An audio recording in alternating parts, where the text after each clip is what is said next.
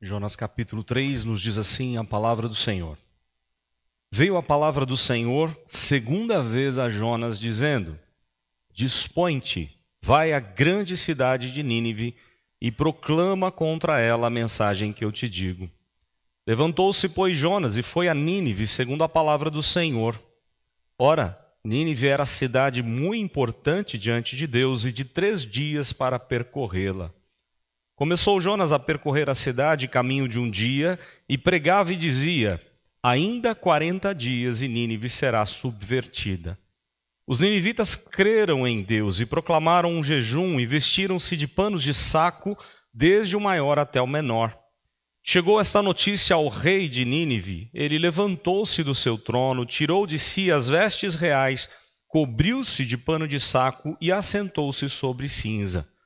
E fez-se proclamar e divulgar em Nínive, por mandado do rei, seus grandes, nem homens, nem animais, nem bois, nem ovelhas, provem coisa alguma, nem os levem ao pasto, nem bebam água, mas sejam cobertos de pano de saco, tanto os homens como os animais, e clamarão fortemente a Deus, e se converterão cada um do seu mau caminho e da violência que há nas suas mãos. Quem sabe se voltará a Deus e se arrependerá, e se apartará do furor da sua ira, de sorte que não pereçamos.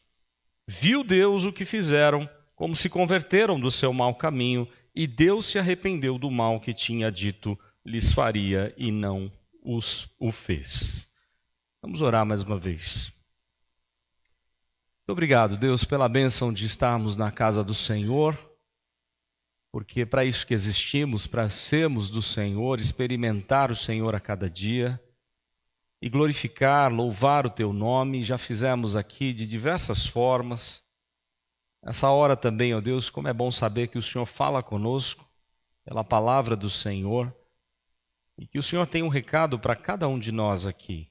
Pedimos que o Santo Espírito aplique essa mensagem da mesma forma como aplicou no coração dos ninivitas e trouxe um reavivamento àquela nação naquele momento. Que a Tua palavra também reavive em nós a presença do Senhor, o poder do Senhor, a santidade do Senhor, tudo aquilo que o Senhor quer produzir em nossa vida. Experimentemos nova vida no Senhor. Que o Senhor nos ajude, ó Deus, a nos arrependermos dos nossos pecados todos os dias e a vivermos sempre para o Senhor. Cuida de nós nesse momento, pedimos Tua bênção em nome do Senhor Jesus. Amém. Ontem nós tivemos um trabalho no presbitério sobre missões e evangelização. Primeiro tivemos um debate entre os pastores e o tempo não permitiu abordarmos um pouco mais a importância da evangelização e como evangelizar de uma forma ainda mais prática. Eu lembro que numa das matérias do mestrado com o doutor Tarcísio, o professor Tarcísio, ele deu um exercício muito interessante para nós. Nós assistimos vários vídeos dos grandes pregadores, de como eles pregam o evangelho. Então assistimos lá vídeos curtos, a maioria deles curtos, com algumas exceções, mas tinha lá o vídeo de como o doutor Hernandes Dias Lopes prega o evangelho, como o doutor Augusto Nicodemos prega o evangelho, como Paul Washer, John Piper, D.A. Carson e tantos outros nomes. E foi muito interessante, porque todos eles, desses pregadores reformados, também assistimos de outros que não tinha nada a ver com a palavra de Deus e com ideias das mais mirabolantes possíveis. Mas esses pregadores sérios, que pregam o evangelho de maneira verdadeira, bíblica, todos eles seguiram na mesma linha. Quando você pregar o evangelho, era a dica que eles deram ou dão nos vídeos, você precisa começar com Deus. Você precisa começar com Deus, que é criador de todas as coisas, que é o Deus todo-poderoso, onipotente, onisciente, que é o Deus majestoso, santo, mas também é o Deus justo. E Deus não pode simplesmente perdoar pecados, como se o pecado fosse alguma coisa sem importância, como se deixasse para lá. Como muitas vezes nós fazemos, pessoas erram contra nós, não é verdade? Ou quem sabe um filho pisa na bola com a gente, e a gente muitas vezes deixa para lá. E nós até dizemos isso, deixa para lá. Alguém fala uma bobagem, que talvez nos atinja ou que nós não gostamos, não concordamos, e muitas vezes nós agimos assim, deixamos para lá. Mas Deus não pode deixar para lá. Por uma simples razão, Deus é justo. E Deus não pode negar a si mesmo, Deus não pode negar a sua santidade, a sua justiça. Ele tem que punir com severidade o pecador. Há uma frase muito mal entendida no meio do evangelicalismo, né? Que Deus Deus odeia o pecado, mas ama o pecador. E a pergunta que todos nós temos que fazer é: quem é que vai para o inferno? É o pecado ou é o pecador? É o pecador que vai para o inferno. Deus está irado com todos aqueles que não se arrependem e que não creem em Cristo Jesus. Deus está em inimizade, os homens todos estão em inimizade contra o Senhor, porque Ele é santo. E Ele não aceita nem sequer um pouquinho de pecado na sua presença. Esse é um problema que nenhum de nós conseguíamos resolver ou conseguiríamos resolver. Por isso que Deus teve, lá no seu plano eterno, Ele teve que resolver esse problema. Ele teve que fazer como um de nós, totalmente santo como era, habitar entre nós, esvaziar-se da sua glória, não tomar por usurpação ser igual a Deus, se humilhar, e aqui morrer na cruz no nosso lugar e ressuscitar para nos dar a justificação. Somente um pôde fazer isso, que é Cristo Jesus.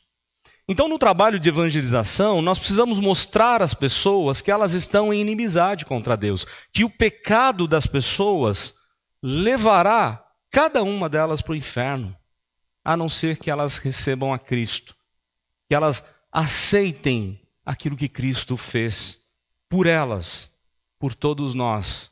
Todo aquele que crê no Senhor Jesus, todo aquele que recebe a Cristo, é justificado por Deus. E essa ideia de justificação ela é muito interessante, porque os nossos pecados são colocados em Jesus.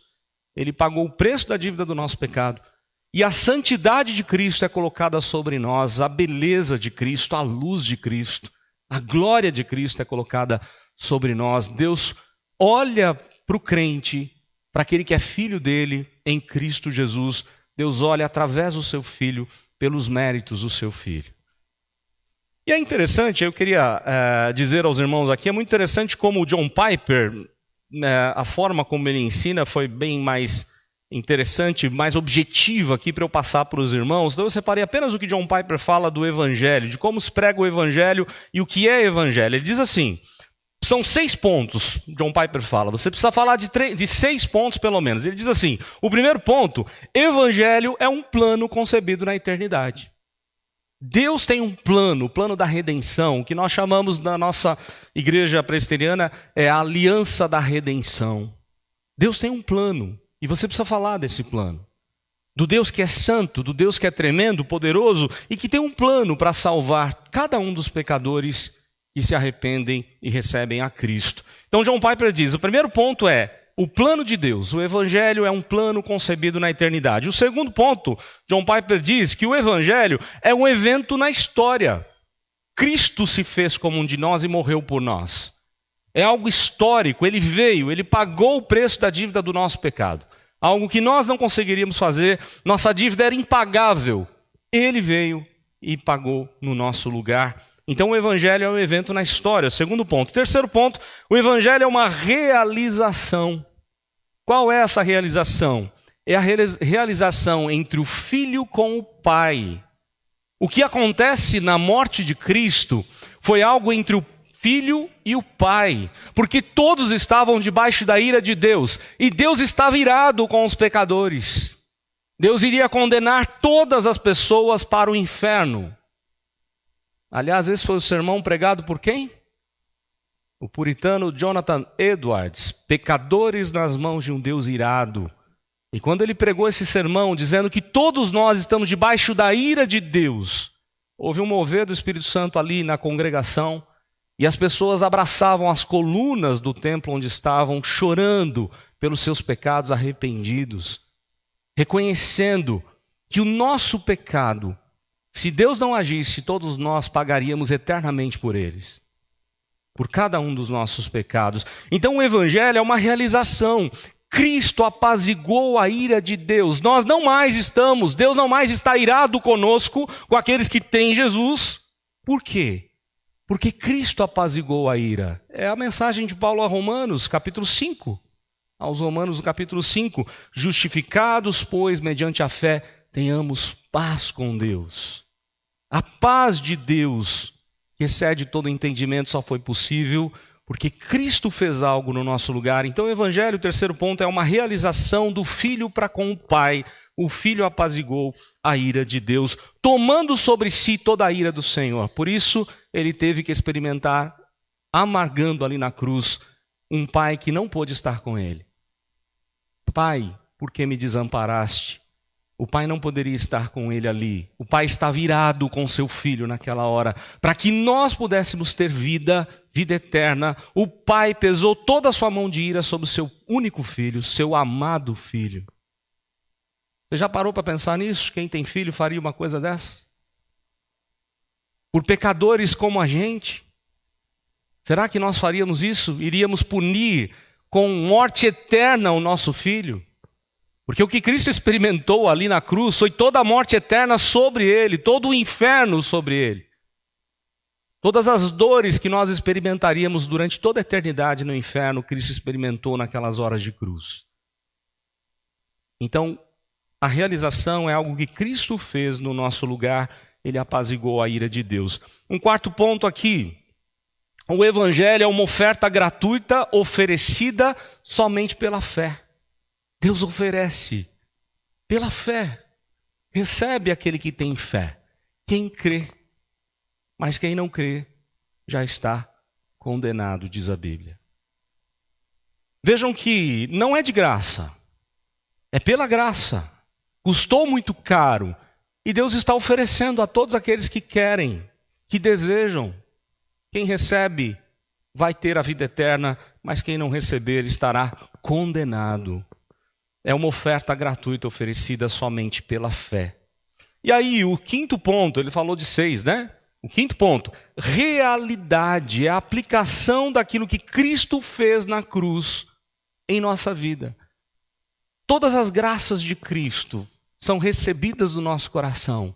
Por isso a gente tem paz, a gente tem alegria, a gente tem tantas coisas que nós não teríamos se não fosse a obra do Senhor Jesus. E aí o sexto e último ponto, tudo isso Deus fez para quê? Para nós sermos dele, para nós vivermos para ele. Aliás, ele diz assim, tudo para sermos conduzidos a Deus, onde Deus vai ser agora o nosso único tesouro. Nós não temos mais tesouro algum. O único tesouro que temos é Deus. Salmo 16, Davi deixa isso bem claro. Ele é o nosso fim, o nosso propósito de vida. É muito mais do que o perdão. E aí John Piper diz assim, os céus não é apenas para ter certeza de que não vai ter enfermidade, não é apenas para ter certeza de que você vai ser perdoado dos seus pecados. O céu é para você ver a Deus, amar a Deus, conhecer a Deus, estar satisfeito em Deus, experimentar a plenitude de Deus, quando você deveria experimentar a plenitude dos demônios sobre a sua vida, por toda a sua eternidade. Céu é plenitude de Deus, é vontade de Deus, é a grandeza, a majestade de Deus sobre todos nós. Então, o que Deus tem preparado para nós, essa é a mensagem do Evangelho. É apenas pela graça. Nós não merecíamos de forma alguma tudo isso. E essa é a mensagem que Jonas tem que pregar aos ninivitas. Na verdade, essa é a mensagem que Jonas pregou aos ninivitas. E o texto vai mostrar como nós, igreja do Senhor, podemos testemunhar da graça de Deus. A primeira lição que o texto traz para nós é que só pode testemunhar da graça quem recebeu graça. Quem não tem graça para compartilhar não pode falar nada da graça de Deus. E olha só o que o texto vai dizer aqui no verso 3. Aliás, no capítulo 3, verso 1, né? Veio a palavra do Senhor segunda vez a Jonas, dizendo, dispõe-te, vai à grande cidade de Nínive e proclama contra ela a mensagem que eu te digo. Irmão, Jonas já era crente. Não era só crente, era um profeta. Ungido para ser profeta. Lembram que profetas, sacerdotes e reis eram ungidos?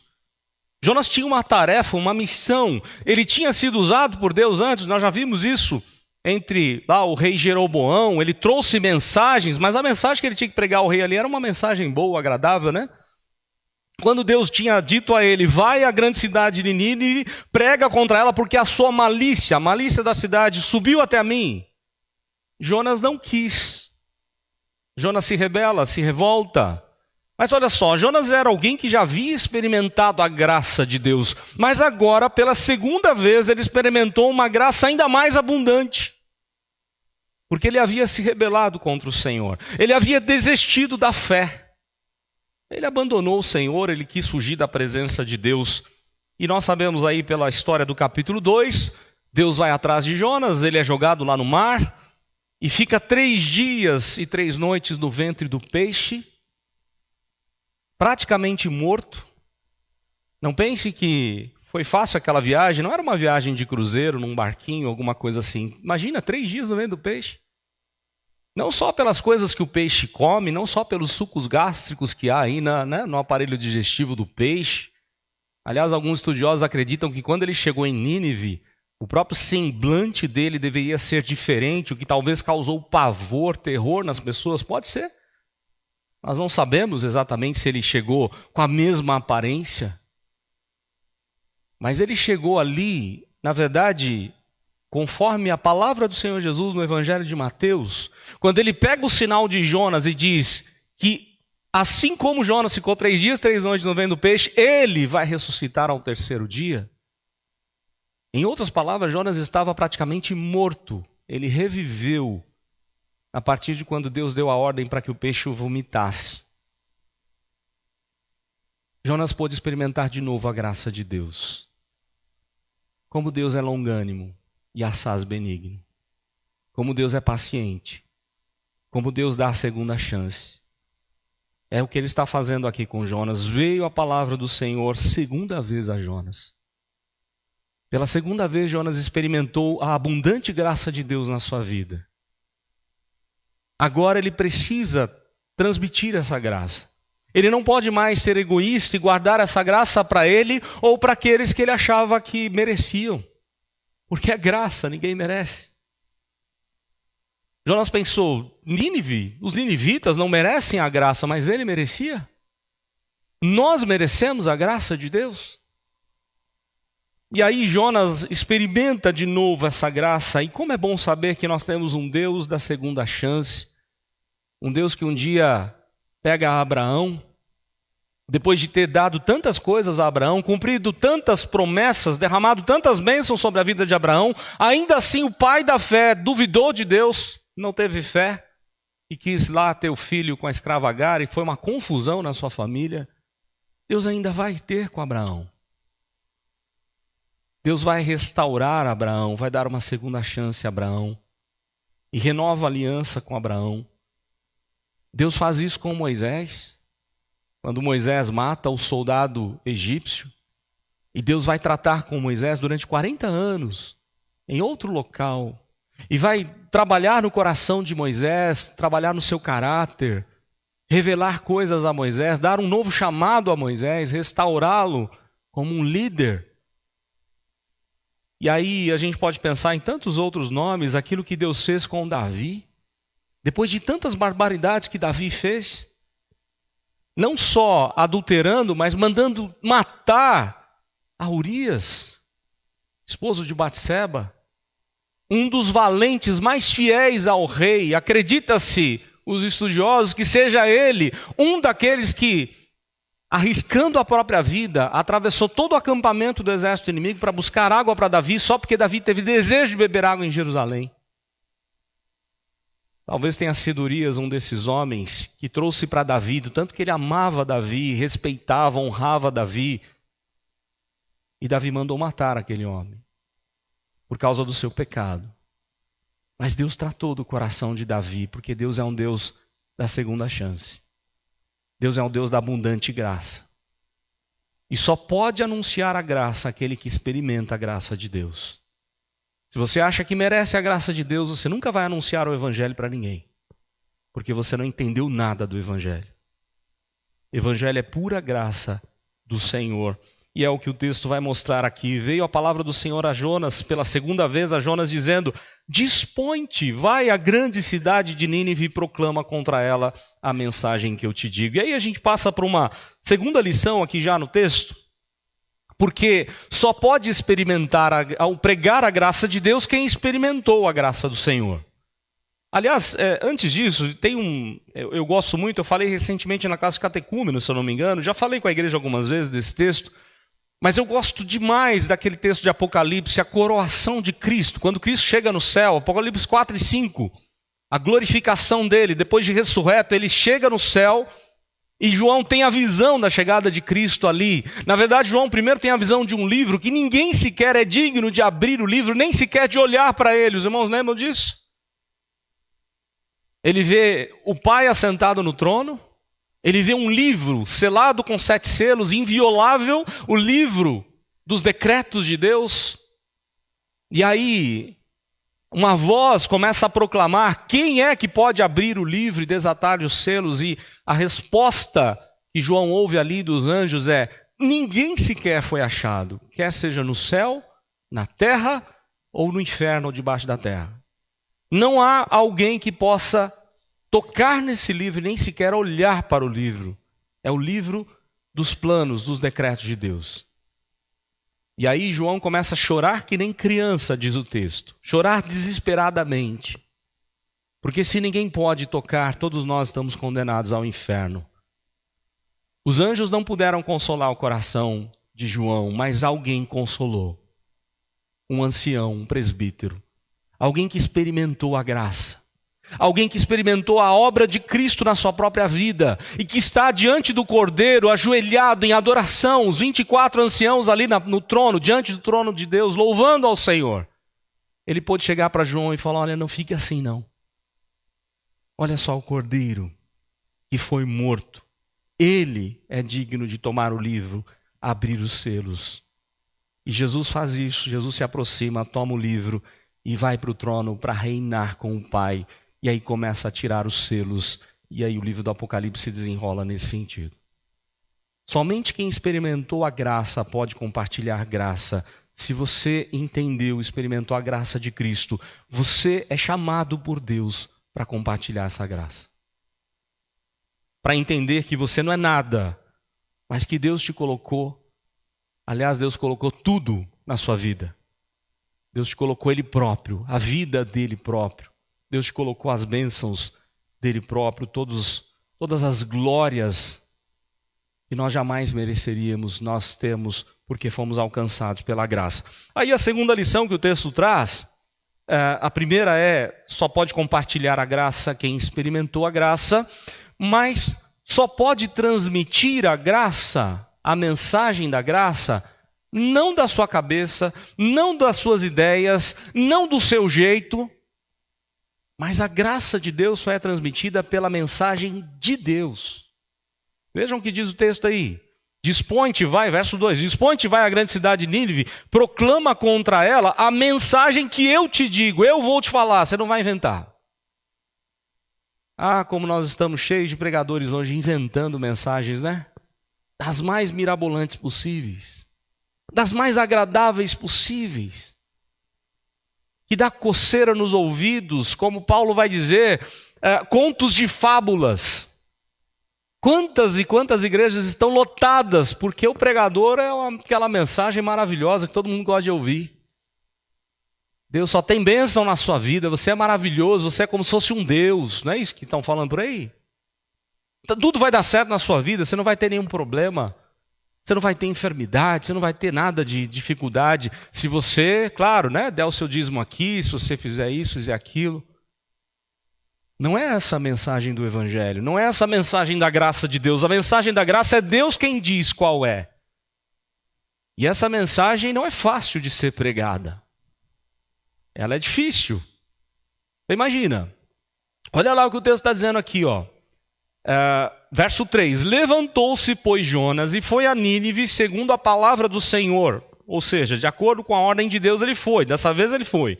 Ora, Nínive era cidade muito importante diante de Deus, de 3 dias para percorrê-la. Começou Jonas a percorrer a cidade caminho de um dia e pregava e dizia: ainda 40 dias e Nínive será subvertida. Em outras palavras, aliás, ele usou apenas 4 palavrinhas no hebraico, mas em outras palavras ele está dizendo assim: vocês são os miseráveis pecadores, Deus vai destruir tudo isso aqui, por causa do pecado de vocês. Estão perdidos, não tem escapatória, vocês vão tudo morrer. Deus vai destruir, acabar com essa cidade. Vocês são arrogantes, vocês são aqueles que acham que podem todas as coisas, vocês maltratam os povos achando que são melhores do que Deus e agora Deus vai destruir vocês. Era essa a mensagem que Jonas pregou. Talvez um dos motivos dele não querer pregar pela primeira vez fosse até isso. Como é que eu vou chegar para os ninivitas? O povo, talvez um dos impérios mais cruéis que passou pela face da terra. Há registros históricos de torturas terríveis dos ninivitas. Como é que eu vou chegar para eles, chegar para o rei, chegar para as pessoas e falar: vocês são miseráveis pecadores? E Deus está indignado com vocês. Irmãos, essa é a loucura da pregação. A carta de Paulo aos Coríntios, ela inicia dizendo isso. Os gregos pedem, os judeus pedem sinais e os gregos sabedoria. Os judeus querem milagres. Os gregos querem filosofia, palavras belas, bonitas, mas eu prego a Cristo e Cristo crucificado, Paulo está dizendo. Crucificado por nossa culpa, por nosso pecado, por nossa causa, Cristo morreu na cruz no nosso lugar. Nós temos que ter ousadia para anunciar o Evangelho de Cristo e dizer às pessoas que se elas não se arrependerem, elas serão condenadas. Essa é a pregação do Evangelho, não é apenas aceita Jesus aqui, levanta sua mão, vem aqui na frente que tudo vai ser resolvido na sua vida. Não tem isso na Bíblia. Na Bíblia está: arrependei-vos e crede, arrependa-se dos seus pecados, reconheça que você é um miserável pecador e que o seu pecado, o nosso pecado, levou Cristo para a cruz. Era essa a mensagem que Jesus pregou assim que foi batizado. Arrependei-vos e crede, porque está próximo o reino dos céus. Se vocês não se converterem, vocês serão condenados. Parece que o evangelicalismo pegou só o lado da crença, né? Confesse a Jesus aí. Mas não se arrependa não, continua vivendo do jeito que você está. Continua com a sua vida torta, enganando a si mesmo, como aliás foi dito hoje aqui, no momento de confissão. Quando você está em pecado, quando você está pecando contra Deus, você não está enganando a Deus. Deus conhece todas as coisas. Você está enganando a si mesmo. Você está zombando das coisas de Deus e enganando seu próprio coração, que já é enganoso, né? E desesperadamente corrupto, como diz Jeremias. Aliás, o mesmo Jeremias, lá no capítulo 23, ele está indignado com os falsos profetas que pregavam sonhos, dizendo: olha, vai dar tudo certo na nossa vida, está tudo bem, Deus está se agradando da gente. Pregação boa essa, né?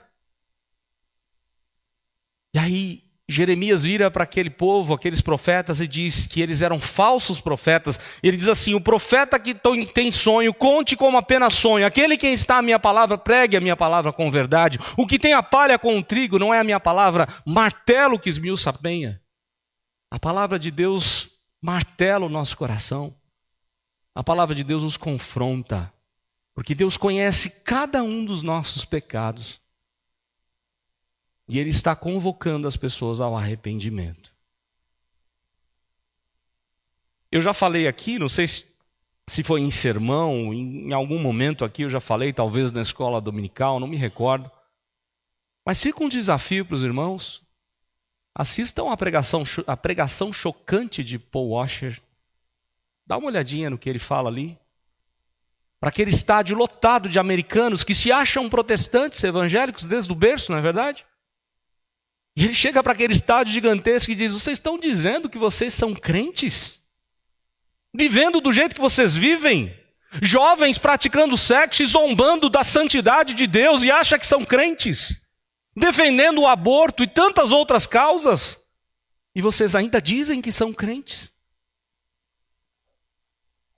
Irmãos, nós temos que reconhecer que há uma convocação de Deus para pregarmos o Evangelho. Pregar a santidade de Deus, de um Deus que está irado contra o pecado e contra o pecador. É o que Paulo está dizendo lá em Romanos capítulo 6. Aliás, capítulo 3 primeiro, né? Todos pecaram, não há quem faça o bem, não há um justo sequer. Todos estão condenados, carecem da glória de Deus. Aí lá no capítulo 6, o salário do pecado é a morte. Nós vamos morrer porque merecemos morrer. Mas ainda bem que o texto continua. Mas o dom gratuito de Deus é a vida eterna em Cristo Jesus. Irmãos, Jonas tinha a tarefa de pregar aos ninivitas. Mas hoje Deus está dando a palavra dele para nós, não para os ninivitas. Essa palavra chegou até nós hoje. E eu queria que você fizesse um seguinte exercício. Se você tivesse que se apresentar diante do tribunal de Deus hoje, como está a sua vida? Você está preparado para o encontro com Deus? Como diz o profeta, prepara-te para te encontrares com o Senhor teu Deus. Será que nós estamos preparados para esse encontro com o Senhor? Deixa eu dar uma notícia para você. Eu e o Ricardo temos uma notícia, né? A gente não aguenta mais participar de funeral. Impressionante como está morrendo gente. Talvez as pessoas pensam assim, foi a pandemia. Morreu quase 700 mil no mundo, né? No Brasil, aliás. Irmãos, está morrendo muita gente. Só nessa semana eu fiz 3 funerais. Aí você fala assim, uma senhora, né? De mais de 90 anos, sim. No meio da semana, um jovem de 32 anos. E hoje uma senhora de 56 anos. Quantos anos você tem? Você sabe quando é que você vai se encontrar com Deus? Pode ser hoje o seu encontro com Deus. O meu encontro com Deus. E o que nós vamos apresentar para o Senhor? Deus está convocando todos nós ao arrependimento, e arrependimento tem que ser todos os dias. É confessar o pecado todo dia, o que João vai dizer na sua carta. Aquele que diz que não tem pecado, cometeu já um pecado, é um mentiroso, João vai dizer. Mas confessa o seu pecado, arrependa-se, confessa o seu pecado, ele é fiel e justo para perdoar e purificar de toda a injustiça.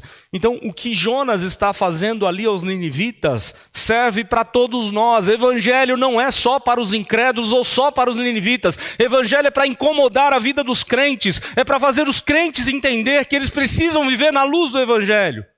E toda vez que eles se desviam a um caminho de retorno, da confissão, do arrependimento, do chorar com lágrimas, o quanto nós estamos chorando pelos nossos pecados. Talvez nós nem estamos dando muita atenção a eles, né? Estamos distraídos com tanta coisa nessa vida. Coisas boas, ruins, coisas importantes, outras nem tanto. Mas a ordem de Deus continua a mesma. Deus está chamando as pessoas ao arrependimento. Arrependei-vos e crede no Evangelho. Era essa ordem que Deus tinha que falar aqui aos ninivitas. Jonas falar aos ninivitas. E olha que interessante, como Deus agora, a última lição do texto, como Deus aplica essa graça no coração das pessoas a quem Ele deseja. Porque o texto diz assim, os ninivitas creram em Deus e proclamaram um jejum e vestiram-se, verso 5, né? Os ninivitas creram em Deus, proclamaram um jejum, vestiram-se de panos de saco, desde o maior até o menor. E a notícia chegou a quem? Ao rei de Nínive, verso 6. Ele se levantou do seu trono, olha que interessante, tirou de si as vestes reais, cobriu-se de pano de saco e assentou-se sobre cinza. Você tem se humilhado diante de Deus? Que avivamento é esse? Aliás, segundo alguns historiadores, não houve avivamento maior do que esse na Bíblia e na história da humanidade. Toda uma nação se converter e se vestir de pano de saco, se humilhar na presença de Deus, o próprio rei tirar as suas vestes reais. E ali em luto, em pranto, em choro, em lamento diante de Deus. E o verso 7 diz mais, o rei fez proclamar e divulgar em Nínive, por mandado dele, os seus grandes homens, animais, bois, ovelhas, não vamos comer nada e nem sequer beber água. Porque há uma urgência pela questão do pecado. Isso é jejum. Jejum não é barganhar com Deus, não é fazer jejum, ficar sem comer achando que Deus se agrada do nosso sacrifício, porque o único sacrifício agradável a Deus foi o de Cristo. Mas jejum é fome de Deus, é desejo de Deus, para que Deus resolva o nosso problema. E não tem problema maior na nossa vida do que o pecado faz. O pecado é pior do que qualquer outra coisa. O pecado traz morte, morte eterna. E por isso o rei aqui compreendeu que era a hora de todos, não vamos comer, não vamos tomar nem sequer água, nós vamos ficar na presença de Deus para que Ele nos perdoe. E houve um quebrantamento ali naquele momento. O verso 8 diz: mas sejam cobertos de pano de saco, tanto homens, animais, clamarão fortemente a Deus e se converterão, cada um do seu mau caminho e da violência que há nas suas mãos. Esse é o arrependimento, que muda, conversão, mudança de mente, é a ideia bíblica para conversão. É mudança de pensamento, de ideais, de modo de encarar a vida. Converta-se ao Senhor. É o convite de Deus. Vinde às águas, comprai sem dinheiro e sem preço. Converta-se ao Senhor. Os profetas todos disseram isso, mas o povo de Deus rejeitou. E os ninivitas não estão rejeitando aqui nesse momento. E aí o verso 9 diz: quem sabe, se nós nos convertermos ao Senhor, quem sabe Deus se voltará a nós e se arrependerá e se apartará o furor da sua ira, de sorte que não pereçamos. Irmãos, nós perdemos toda e qualquer reverência a Deus. Nós não estamos entendendo que Deus é o Senhor absoluto de todas as coisas e que Deus é o Deus totalmente santo. Nós cantamos aqui uma canção tão bela. Santo, santo é o Senhor. Sua glória enche a terra, enche o céu. Mas é fácil cantar. Não há nem sequer um pouquinho de pecado na presença de Deus. E se você quer estar na presença de Deus durante toda a eternidade, você também tem que passar a odiar o pecado.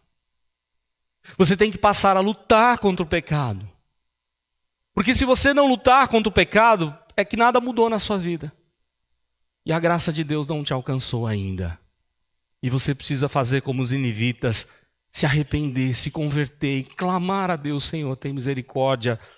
Quem sabe Deus vai se arrepender do mal e já planejou para todo aquele que estiver em pecado e que não receberá Cristo como seu Senhor e Salvador.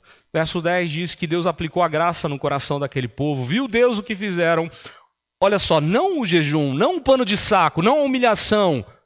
Mas olha o que Deus viu. Viu Deus o que fizeram, porque Deus viu o coração. Como se converteram do seu mau caminho. E Deus se arrependeu do mal que tinha dito lhes faria e não fez. Claro que nós precisamos falar aqui sobre algo importante, né? O arrepender-se aqui precisa ser explicado. Porque a Bíblia mostra questões de Deus da forma como nós poderíamos compreender. Por exemplo, a Bíblia fala das mãos de Deus. Para a gente poder compreender alguma coisa, né? O que a gente faz com as nossas mãos? Deus opera também. E aí a Bíblia usa uma figura de linguagem, as mãos de Deus. A Bíblia fala dos ouvidos de Deus. Mas não entenda que Deus tem mãos como a nossa, ouvidos como a nossa, a não ser um, né?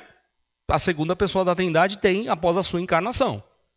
Cristo se fez como um de nós, mas aqui Cristo não estava encarnado ainda, ok? Nós estamos antes da vinda de Cristo como homem. Então, a forma como está colocada aqui é uma forma que nós, ou os homens, poderiam entender questões do coração e da mente. Assim como nós precisamos nos arrepender, há um arrependimento, entre aspas, de Deus. Na verdade, não é um arrependimento da parte de Deus, é a forma como nós encaramos, como os ninivitas podiam encarar. Porque já era plano de Deus que isso acontecesse. E se os ninivitas não fossem ruins como eram, Deus não tinha nada de se arrepender. Era plano de Deus. Deus estava aqui dizendo a Jonas desde o começo do livro: vai e clama contra essa cidade. Eu tenho um plano para essa cidade. Eu vou transformar o coração daquelas pessoas. Então não é que Deus se arrependeu, porque a Bíblia é clara quanto a isso. Deus não muda de ideia, Deus não se arrepende. Ele cumpre cabalmente todos os seus propósitos. E nos propósitos, nos decretos de Deus, foi salvar aquela geração dos ninivitas. Depois surgiu uma outra geração e toda ela foi morta, foi perdida e se afastou completamente de Deus entre os ninivitas. Mas aquela geração toda foi alcançada pela graça do Senhor. O texto mostra que só pode pregar a graça quem experimentou a graça. O texto mostra que a graça nós pregamos daquilo que Deus manda a gente fazer. E é muito interessante isso, né? Começa-se com a lei, não começa-se apresentando a misericórdia. Primeiro apresenta a lei. E por causa disso nós seremos condenados. Mas houve alguém que pagou o nosso preço. Houve alguém que resolveu o nosso problema. E esse alguém é o Senhor Jesus. O livro de Jonas aponta diretamente para o Senhor Jesus. Ele se fez como um de nós. Ele experimentou a morte eterna naquele momento da cruz. Mas ele ressuscitou, ele venceu essa morte. Não há algo que Jesus não possa resolver. Não há perdão que Jesus não possa dar. Então, de repente, você está até angustiado, se sentindo culpado, abatido. Vá até Jesus. Apresente o seu lamento a Ele. Faça como fizeram aqui os ninivitas. Chore diante de Deus, mas um choro verdadeiro. De arrependimento, de confissão, de contrição. E receba a graça de Deus para viver eternamente com o Senhor. Que Deus assim nos ajude, nos abençoe a experimentar e a compartilhar essa graça de Deus todos os dias da nossa vida.